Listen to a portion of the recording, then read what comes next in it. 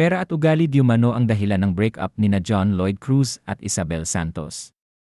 Bagaman wala pang kumpirmasyon sa hiwalayan ng dalawa. Isang manghula ang nagsabi na may kinalaman umano sa pera at ugali ang dahilan ng pagkawasak daw ng relasyon nina Lloydie at Isabel. Kumalat ang balita na hiwalay na ang magkasintahan pagkatapos ng double birthday celebration ni Lloydie at anak nila ni Ellen Adarna na si Elias.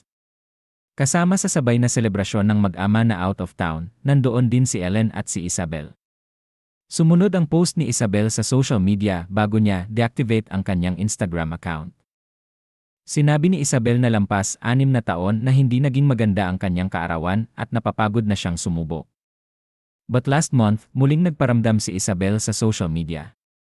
At ang recent post niya ay mag-isa siyang nagpunta sa abroad para mag-training sa sports na tennis. Pera at ugali di umano ang dahilan ng breakup nina John Lloyd Cruz at Isabel Santos. Bagaman wala pang kumpirmasyon sa hiwalayan ng dalawa. Isang manghula ang nagsabi na may kinalaman umano sa pera at ugali ang dahilan ng pagkawasak daw ng relasyon nina Lloydie at Isabel. Kumalat ang balita na hiwalay na ang magkasintahan pagkatapos ng double birthday celebration ni Lloydie at anak nila ni Ellen Adarna na si Elias. Kasama sa sabay na selebrasyon ng mag-ama na out of town, nandoon din si Ellen at si Isabel. Sumunod ang post ni Isabel sa social media bago niya deactivate ang kanyang Instagram account. Sinabi ni Isabel na lampas 6 na taon na hindi naging maganda ang kanyang kaarawan at napapagod na siyang sumubo. But last month, muling nagparamdam si Isabel sa social media.